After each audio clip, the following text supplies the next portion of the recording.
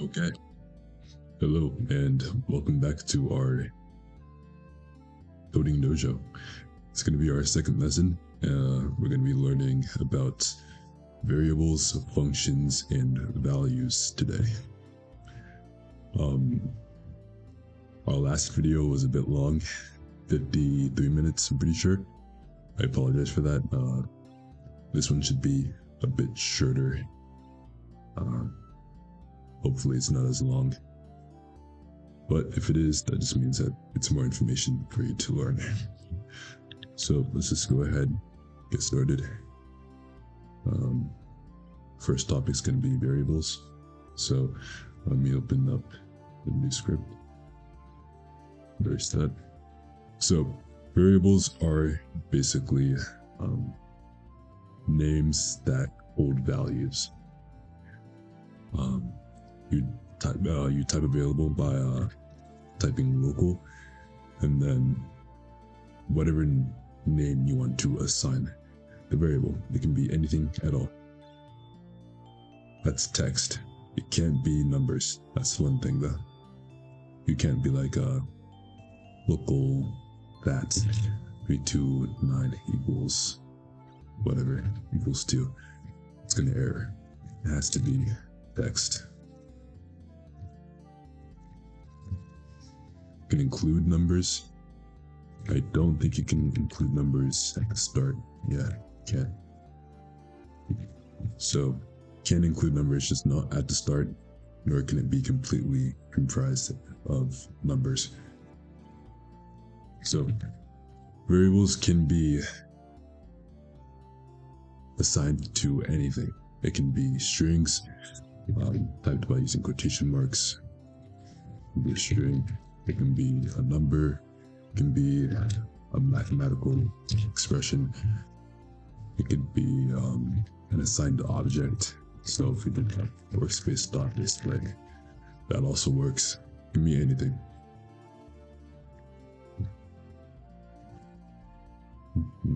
Okay, one thing I would like you to keep note of is that you should be a bit careful using variables in server scripts, and that's only in the case of using it outside of functions. So if it's out in the open like it is right now, variable equals 2, that's going to be considered a global variable. It means that it affects everyone in the game.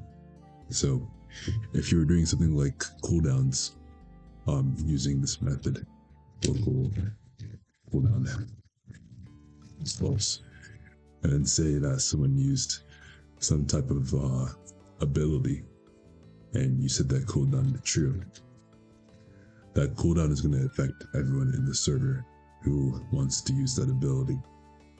Same thing goes for like M1s. I personally had issues with this when I was first coding, so that's why I'm telling you about it now. Be careful using global variables. You can use it. There's nothing wrong with it as long as you know how to use it.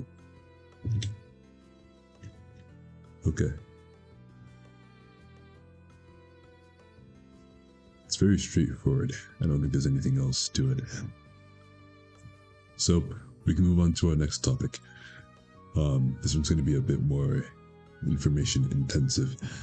We're going to talk about functions.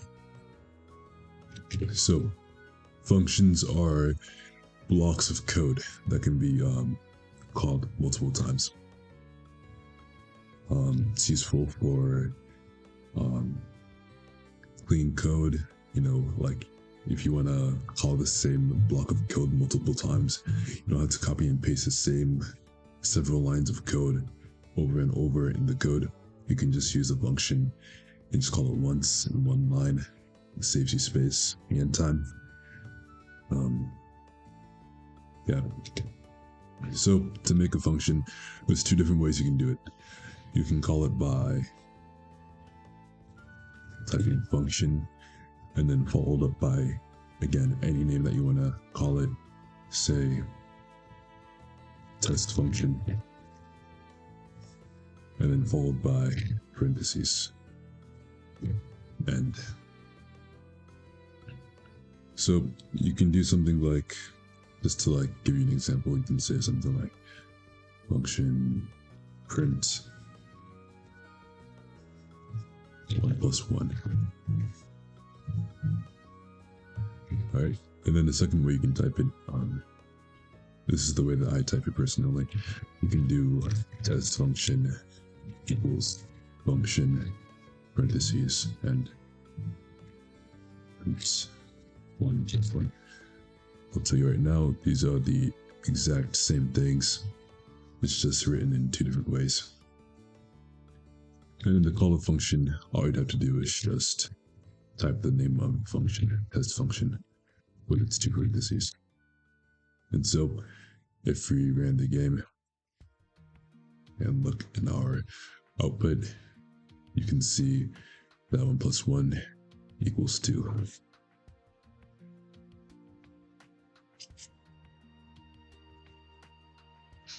Alright. And of course, like I was talking about earlier, you can call this multiple times, you know, it'll all print 4 different times, as you can see.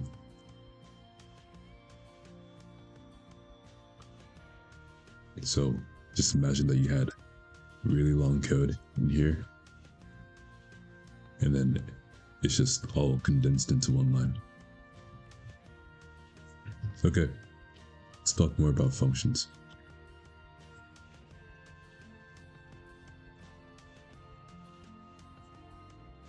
Alright, so the other thing about functions is that it's really customizable. So like in these two parentheses, you can use parameters. We talked about parameters last video.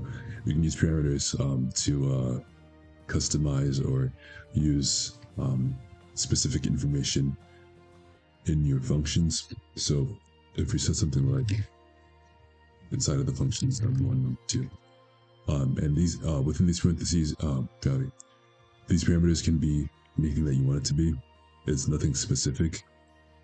It's just really up to you. And so if we replaced the first one with num1, second one with num2, and we called the function, within these parentheses would be num1 and num2. So if we typed 5 and 5 within these parentheses, or 5 and 6, and we played the game, what do you think it'll print? If you guessed 11, you're right, because 5 works in place as num1 and 6 works in place as num2. Print num1 plus num2, so 5 plus 6 equals 11.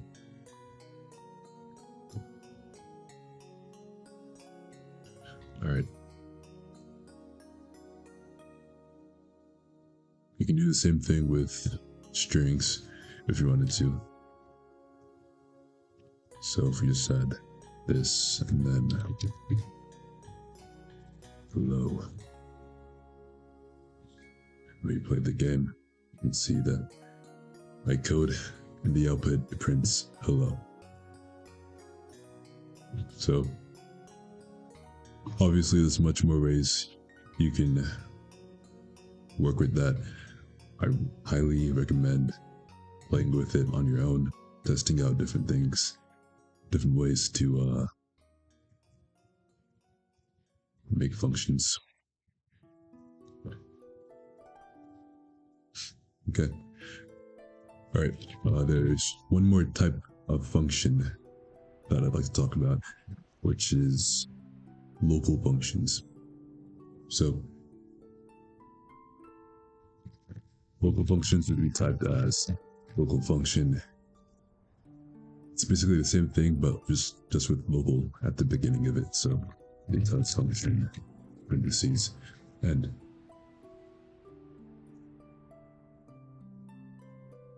alright. So the difference between local function and function is, let me show you. I'm going to use something that you probably have, if you're completely new to scripting, sorry, you've probably not seen this yet, but I'm just going to use it really quick as an example. Layer added. If you don't know what this is, I'll explain it in tomorrow's video, or the next video, sorry.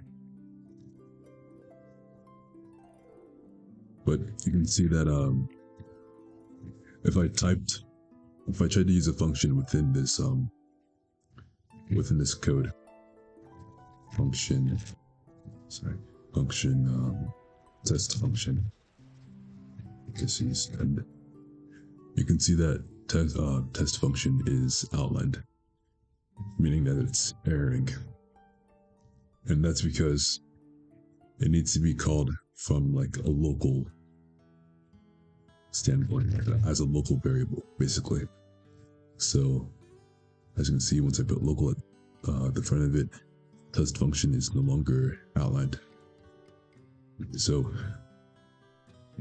function without the local can really only be called from outside of code, outside of the blocks of code, as you can see. Inside of code, you typically want to type local function or local test function equals function, like so. Test function equals function. Either works. And as I mentioned before, it basically works as a variable, sort of. You're making the function a variable to be called at later times within the code. So, yeah.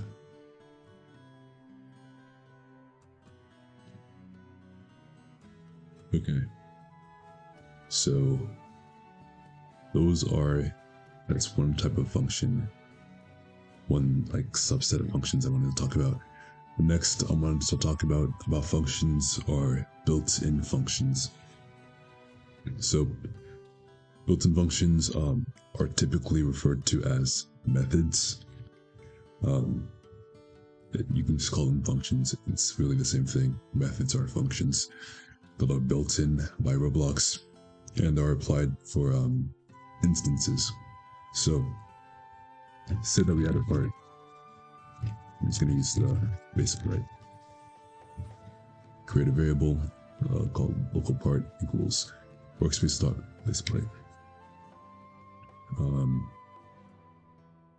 So I'm going to talk about 6 different built-in functions, explain them and how to use them. So these are probably going to be the 6 functions that you use the most when encoding. So please take note of these. First one I wanted to talk about is clone. So functions are typically defined by their colon and their parentheses afterwards. So if you say something like part colon and then your function with parentheses, just know that's a function being connected to the instance, to the part in this scenario. So what clone does is pretty self-explanatory. You're just cloning the part or the object in general.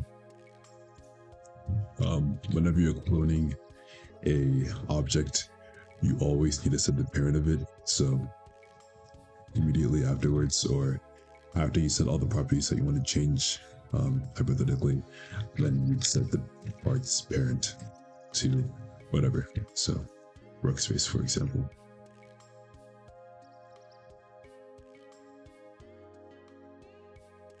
Yeah. Because it's very hard. Okay, so that's an example of how to do that, how to use clone. I don't think anything goes into its parentheses. So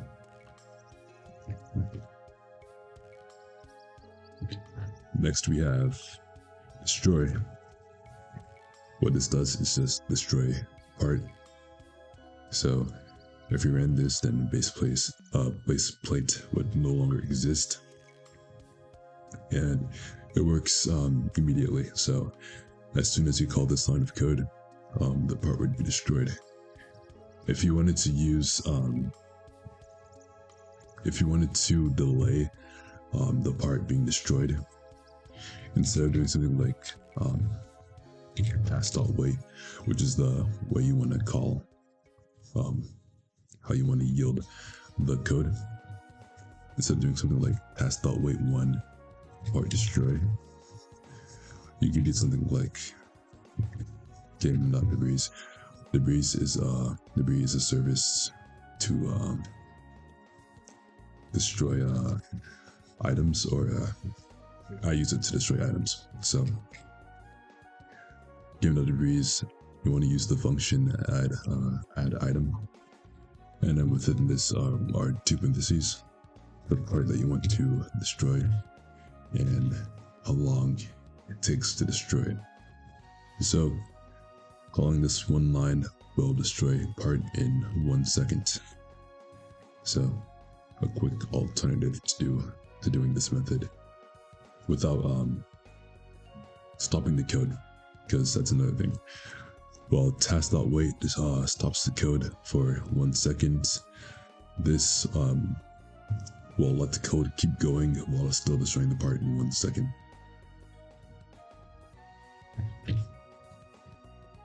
Okay. Next we have find first child. Okay. So find first child, as you can read here, returns the first child of the instance found with the given name. So say that we had a part in space. Or let me just use base plate actually. So we had a part in base, a value actually, base plate, two values, name the same thing. So if we did part find first child value, it's going to return the first child it finds within base plate. That's called value. So if it looped through base plate and this was the first value that it found, this is what it's going to return. It's not going to return this one. So that's really useful for finding objects within other objects. Also, I don't think I explained this yet, but I'm going to really quick explain the relationship between parent, child, and descendant.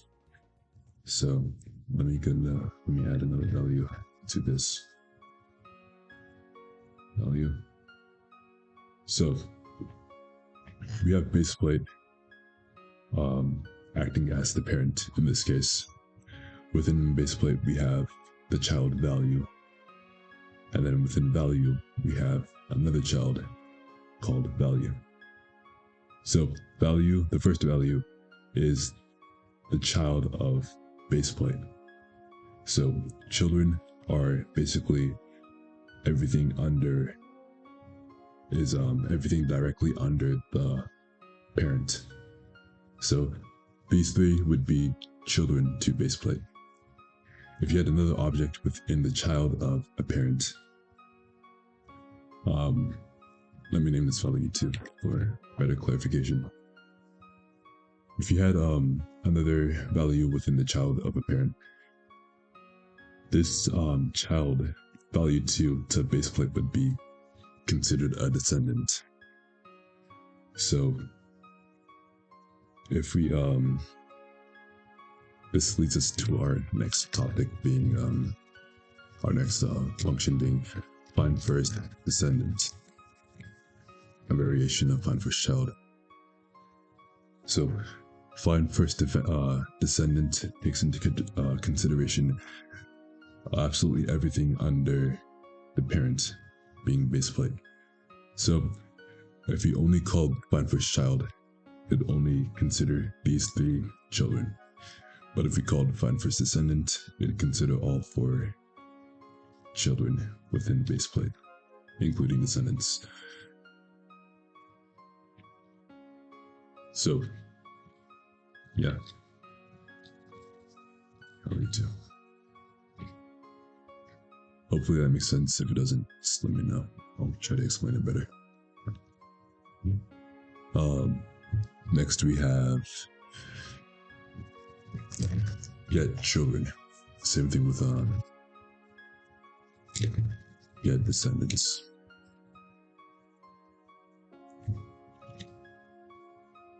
Let me type everything out.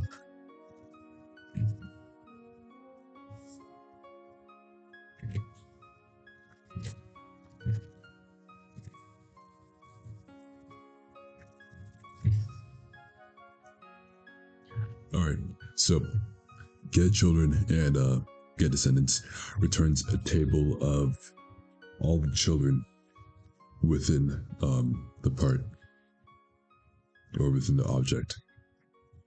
It returns it as a table. So the get descendants variant would just return absolutely everything, while the children would just return the direct children under base plate.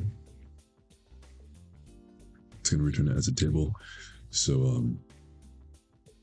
I'm going to talk more about tables in a future video, but all you need to know is that it's not going to return a singular instance or object. It's going to return a table. So if you need something like local part or local variable equals get children, and you had to say like 1 child under base plate, don't think it's gonna, like, you can do something like part variable dot value. It's value here. Variable dot value equals true. That's not gonna work even if you only have 1 child under, because it's still returning the table.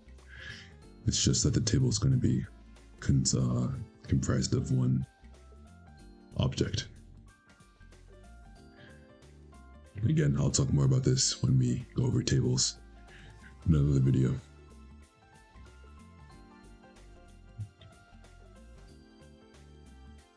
Okay.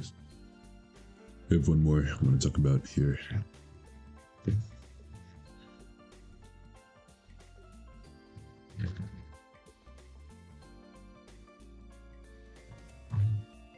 Oh shit. Okay, we have one more I want to talk about called wait for child. So, waiting for child, it's pretty similar to find first child, except wait for child waits for the child to be existing within the parent. So, if I called something like wait for child part being base plate, wait for child value, and say that I played the game,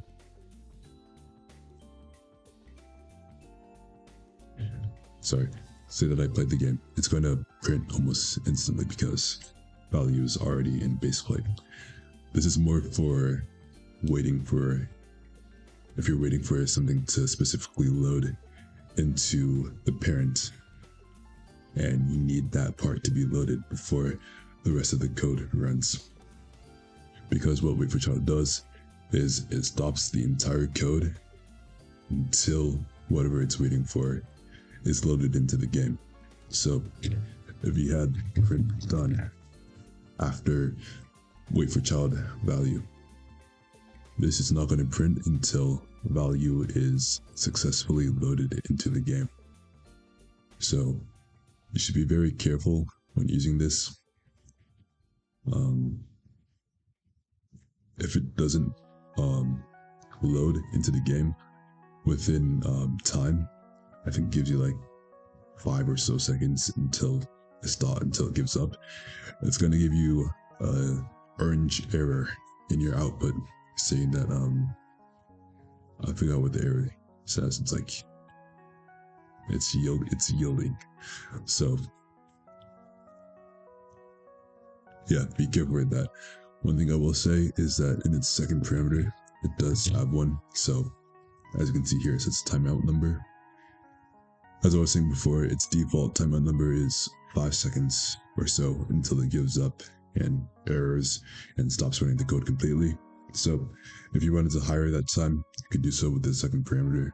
If you wanted to give it 10 seconds, or if you wanted to give it practically an infinite amount of time, not actually infinite, but like a long amount of time until it loads, you can type for E4. That's basically just a really high number. So yeah.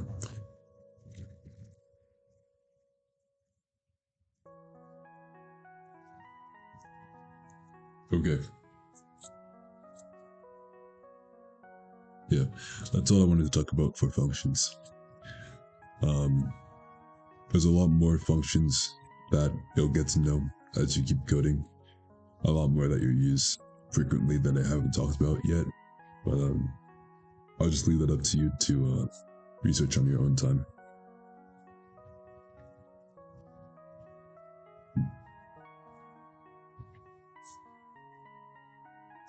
Okay.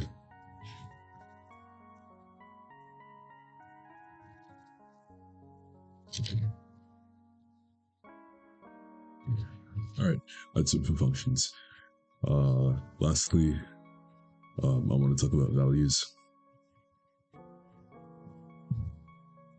I'm going to explain to you all the type of values that there are in Studio, or at least the ones that you need to know the most. So, as you can see, we have 1, 2, 3, 4, 5, 6, 7, 8, 9, 10 different values. I'm only going to talk about 7 or so of those. Really, the ones that you only need to know how to use. A lot of these you probably never use. Starting off with bool values. So, bool values are booleans. Booleans are true or false values. Very simple. As you can see here, you just check or uncheck. Check meaning true, not check meaning false. In code, it would look something like value equals or value which is not value equals true or false. You could also, if you want it to be technical, you could do not true. This just means false, and then also not false, which means true.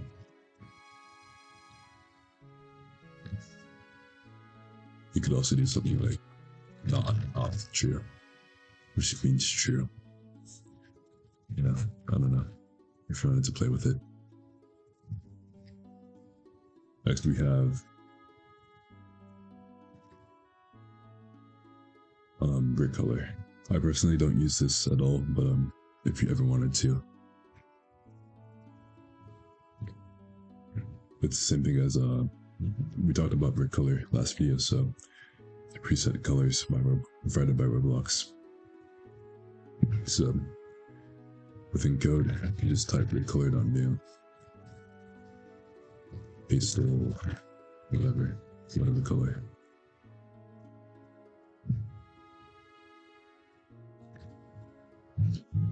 Skipping this one, color 3 value.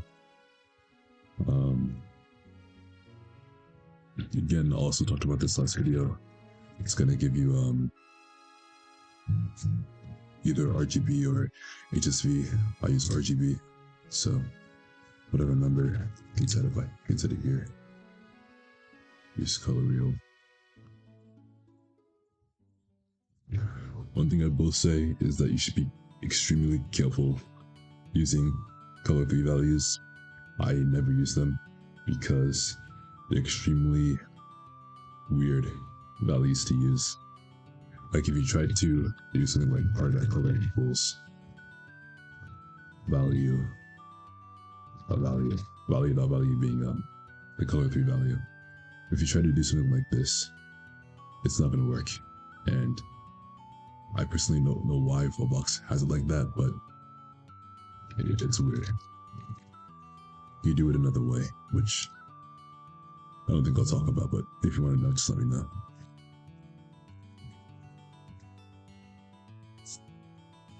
Okay, so next is in value. In values are whole number values. Can it be negative? I'm pretty sure it can. Yeah. Okay. So whole number values that yeah, it's pretty straightforward. Only thing is that it can't be decimal. It cannot be a decimal point. If you type it as a decimal point in here, it's gonna work. But if you press play and try to call the value, it's just gonna print as 1. It's not gonna print the 0.5. If you did want to do decimal numbers, you'd use number values, which allows you to use decimals. And that's the difference between value and number value. I personally use number values as there's no benefit for using in values at all. Next, we have an object value. I think that's the second to last thing. Yeah. Okay. Next, we have number values. Did I say number values? I meant object values. Object values are values that you can assign to objects. So within Studio, just click value and click whatever object you want to assign it to. It's a camera, for example. Within code, it looks something like as simple as workspace.display camera. So object values are extremely useful for saving objects as values. So if you wanted to call the object later, you can do so by calling the value and the value of an object value. So really useful.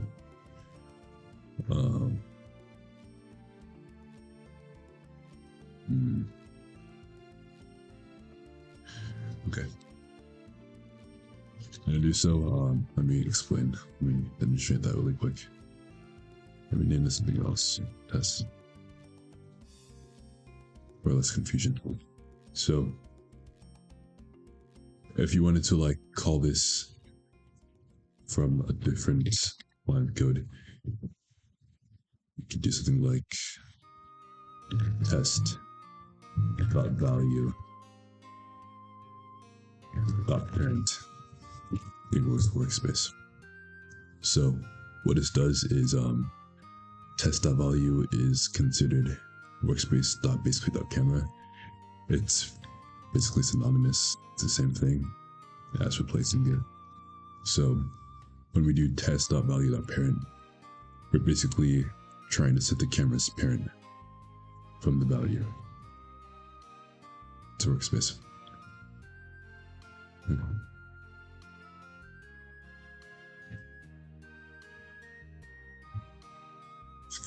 Skipping this one. Next lastly, we have a string value. String values are just strings.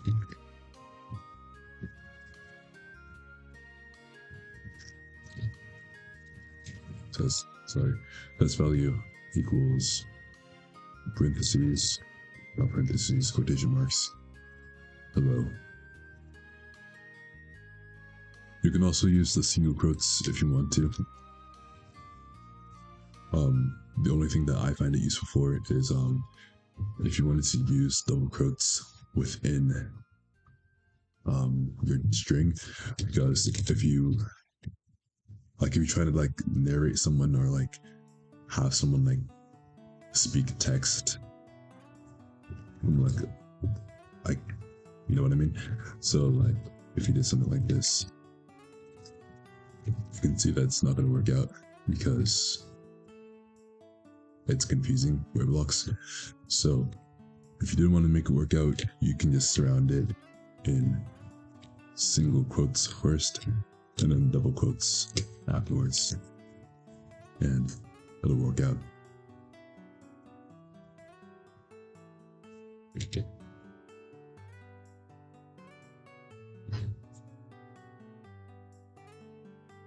I think you can do it backwards. Make sure to do this. Yeah, you did it. Works the same.